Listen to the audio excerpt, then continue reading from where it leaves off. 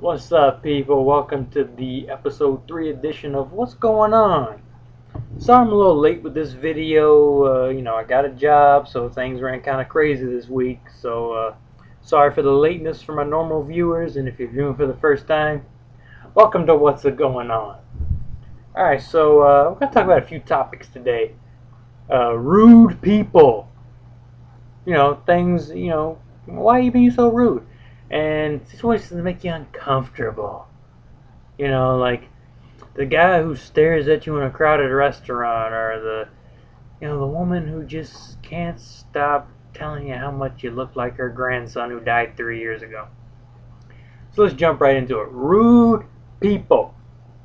Why do you gotta be so rude? I mean, have you realized we live in a society now where unless someone's voicing their opinion, they feel like they don't matter?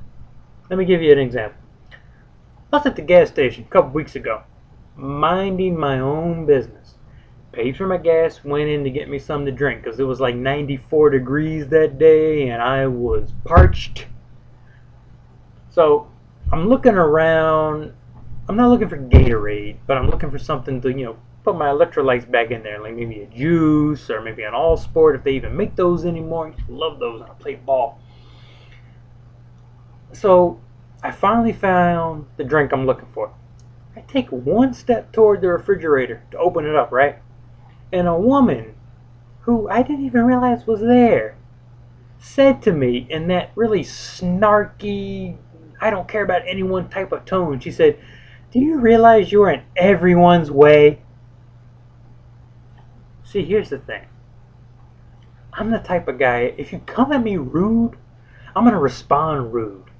If you come at me nice and polite, I'll be nice and polite back to you. I'll be all please and thank you, yes ma'am, no ma'am. But if you come at me rude, I can be just as rude. I looked at this woman and I said, "Am I in everyone's way or your way? Think about it." Grabbed my drink and left. She stood there looking like I just smacked her puppy. But see, here's the thing. You don't need to be rude. You don't need to be ill-tempered.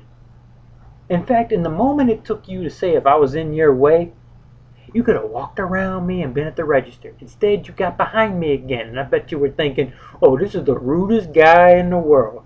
You know what? Unless I cut you off in traffic, smacked your mama, and made you late to an appointment, I didn't do anything bad. I was in the right. You're the bad person, lady with the Mazda. But I digress. But see, the thing is, it didn't stop there. I went to a shoe store not too long ago because my wife is in a wedding, and the shoe she got was just a slightly size bigger than what she needed. So she went to the store to exchange them. Well, see, I went to the store first because, I'm thinking, you know what? I could use a new pair of shoes. The running shoes I got are kind of wore out.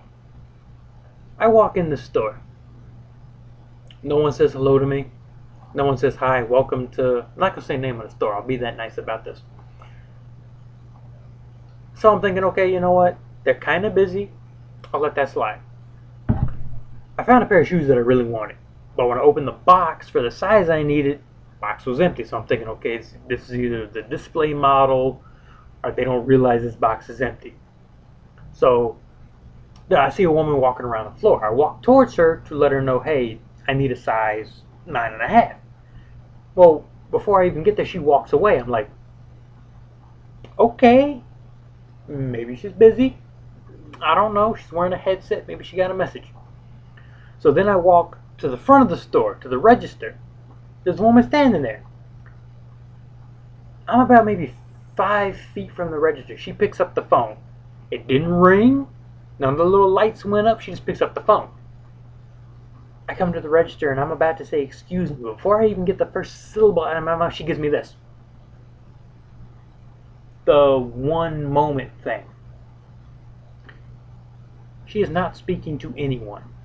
No one is speaking to her. Because the store's quiet enough, you can sometimes hear what the phone is saying. I stood there for almost 5 minutes. She didn't look my way. She didn't do anything. That's rude. I will never go in that store again. You've lost my business, lady. Explain that to your manager. Manager probably won't care. They make enough money in the day to make up for me not buying anything. But seriously, why do you gotta be that rude to a potential customer? Come on! Sorry, I get worked up about this. I mean, I actually lost my appetite after that. Me and my wife were gonna go out and eat, but I lost all need to eat because I felt sick to my stomach. I mean, come on. Well, this happened to me back in 2009. I was gonna change the way I dress. You know, I went to Tommy Bahama, and I don't care about Tommy Bahama because you made me do this. I was in that store for almost 20 minutes. No one asked me if I needed help. No one came to me asking if I was finding everything okay. No one even greeted me when I walked into the store. That's messed up. 20 minutes, no help. You know, I'm glad that later that day I had to come into the store for a security reason, because I told your manager about it. Yeah, you know who you are. You have to apologize to me. Yeah, I'm that guy. So seriously, quit being rude. Say hello to someone. Say, hey, how you doing? Can I help you with that? Are you finding everything okay? I mean, come on. I worked in fast food and Papa John's. Even if I was having the crappiest day imaginable, I still made the customer feel welcome. And trust me, I had some pretty crappy days. But let's move on to situations that make you uncomfortable. I was shoeing horses earlier this week. For those of you who don't know, I shoe horses for a living. Let me talk about shoeing horses for a second. Because my whole life, outside of the military, I'm a veteran. Again, for those of you who don't know. I've never had a job where I wake up in the morning and I'm excited to go to work. Except in the military. I had a very nice contractor's job. I liked waking up for that job, let me tell you something. But this job, shoeing horses, I love it. I get to be outside, I work with animals, I get to meet new people. And despite how I might seem, I'm actually a people person. I love talking to people. I'm that type of guy who can go to like a restaurant or a bar and you strike up a conversation with a random person. I'm that type of guy. I'm a friendly guy. I like people. I can't help it. So shoeing horses is actually pretty nice. But going back to situations that make you uncomfortable. We were shoeing a horse last week. There were 6 people watching us do our job. Now, that's not uncommon.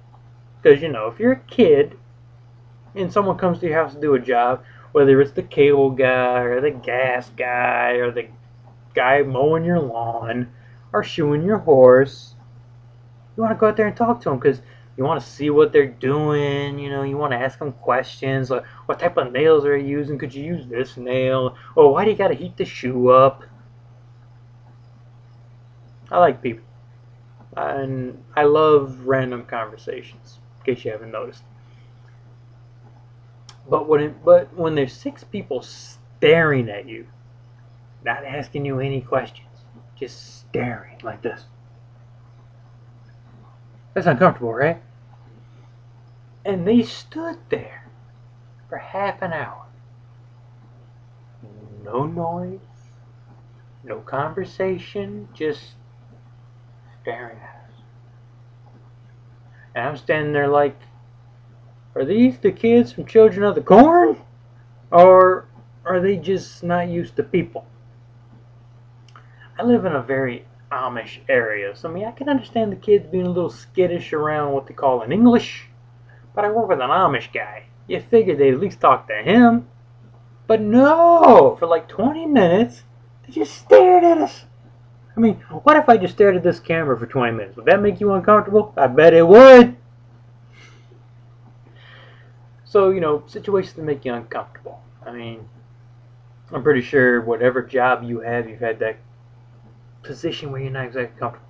Maybe you're a tax broker when you're typing up doing the taxes. I'm pretty sure maybe every now and then you look at that guy you're doing taxes for and you're like, This guy an axe murderer or what? I mean, he's staring at me like he wants to wear my skin. Or maybe you're a waitress and, you're taking the order and you're like, why does this girl keep staring at me? Does she play for that team? I don't do that.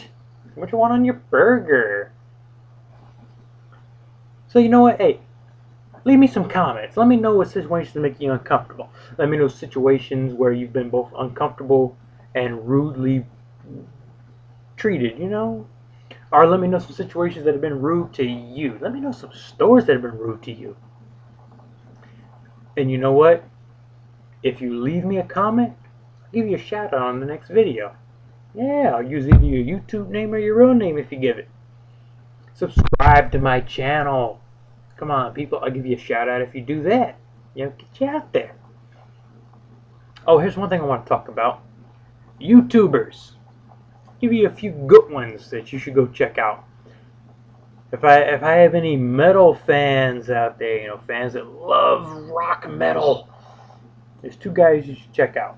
First guy, I feel bad if I can't pronounce his name right. His name is P-L-L-E-K. I think he pronounced his name Pellet K. He's really awesome. He does a lot of metal covers to a lot of like famous shows, and he does a lot of metal covers for like famous songs. He does a metal cover for "Carry On My Wayward Son" by Kansas. Awesome. But if you're really into metal, you should check out Jonathan Young on YouTube. Hey Jonathan Young, if you're watching this video, you are awesome. I'm one of your subscribers. I bought a lot of your stuff, dude. Let's hook up. So anyways, he's pretty awesome. He does a lot of Disney covers. He does a lot of show covers, movies, a lot of 80s stuff. He's got a lot of stuff metal, and I love his Disney covers that he does that are metal. Like, I'll Make a Man Out of You. He does songs from The Lion King, Hunchback of Notre Dame. He did some covers from The Phantom of the Opera. And metal! It's awesome! Check this guy out, Jonathan Young. Gotta check him out. And another YouTuber I really like. They're actually a group. If anyone who watches this video is a fan of Dragon Ball Z, check out Team 4-Star. They are awesome. They basically take an episode of Dragon Ball Z and they redo the voiceovers. It's them doing the voiceovers. You get the same story as you would from watching a regular episode of Dragon Ball Z, but it is hilarious. I've never laughed so hard. They are good. Another channel of YouTubers you should check out, they're called Screw Attack. And the show I really like that they do is called Death Battle.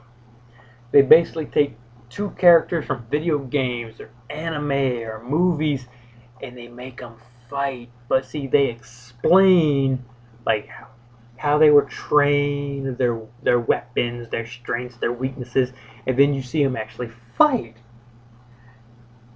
And then they explain why whoever won the way they won, Like, I gotta say this, Dragon Ball Z fanboys, I'm sorry, Superman could beat Goku any day of the week. I see the comments coming. Let me just explain. I look at it like this. Of the two, Superman and Goku, who's died? Yeah, Goku has died multiple times. I don't care how many times you bring him back with the Dragon Balls. The fact is, he has died. Superman, he's never died. He's been put into a healing coma by Doomsday. He was beaten to a near-death experience by Shazam and Wonder Woman. Yeah, read that comic. But it took two people who are almost gods in their own right to put Superman in that position. But it was only because he went crazy because Lex Luthor injected him with red kryptonite.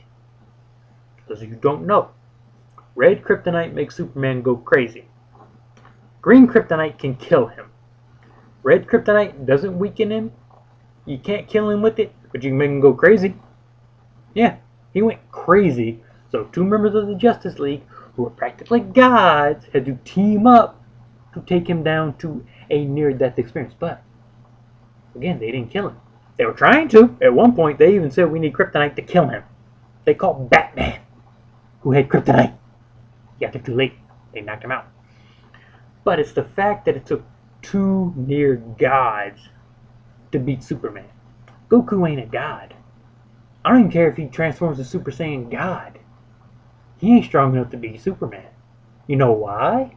Because Goku is mortal. Superman's not. You need kryptonite to even make him immortal. But you need green kryptonite. Yeah, just green. See, Goku wouldn't know that.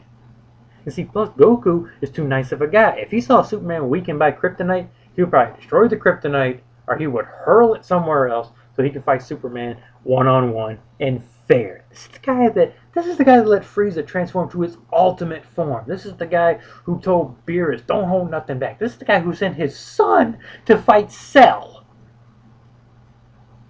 I feel like I went off topic here. I was talking about Screw Attack. I am so sorry. Screw Attack is awesome. Now, I mean, they also do something called 1 minute melees. They do game reviews, and they talk about, like, you know, things that are wrong with games. Like, they do a top 10, like top 10 things that should have been better, top 10 characters that had a sexy feature, woo woo, yeah, and things like that. They're a pretty cool thing. If you like spoof videos, there's a thing called Real Trailer. It's another YouTube show. There's a guy who has the voiceover thing to make you sound like the guy from the movie trailers. I'm not even going to try to do the voice because I'll bomb on it. But they do movie trailers honestly. If you're wondering what I mean, check out Honest Trailer because they got a lot of them. If you want my opinion, check out the Honest Trailer Walking Dead. It's hilarious. Even if you're not a fan of The Walking Dead, you will laugh at this trailer because it is funny. I sounded weird right there, didn't I? Might have been over the top. I can't tell. Okay, but there is one thing I want to do before I close out this video. It was someone IM'd it to me on Facebook. Hey, if you want to check me out on Facebook, my name is Christopher Bryant. Check me out on Facebook. I'll give you a shout out if you send me a friend request because you like my videos. I'm that type of guy. I'm told I do a very good Forrest Gump. So I'll do this and then I'll end the video. Mama always said life was like a box of chocolates. You never know what you're gonna get. Of course, Mama used to beat me with a rubber hose, call me a retard. And if I had known this was gonna be the last time I speak to Bubba, I'd thought of something more to say. Hey, Bubba. Hey, Forrest. Why'd this happen? You got shot. Lieutenant Dan, I got you some ice cream. Lieutenant Dan, ice cream! Sorry. Someone told me that was good, so I figured I'd give it a shot. Hey, if my impressions are bad, let me know. I'm the type of guy I can take the criticism. That's another thing. People, please leave me a comment in the box, in the comments below. Subscribe to my channel, like, share the video. I think it's called like, subscribe. You know, share, like, subscribe. So, you know, do that for me. Give me your feedback. Let me know what you want me to talk about. Let me know what you want to hear about. And I'll give you that video. Before I sign off here, I want to give a shout out to Sherry Jeffries Bryant, my first subscriber. Thank you. And I want to give a shout out to my amazing wife, Monica Bryant. She inspires me to keep doing these episodes. I'd be lost without her. She is awesome. I want to send some shout outs to my older sister Brandy, my younger sister Amanda. I love you ladies. Keep doing what you're doing. Though you're always in my thoughts and in my prayers. I want to send a shout out to all my family and friends. Hey, keep sharing these videos, like, subscribe, and you guys keep being awesome. Love you people. See you next time.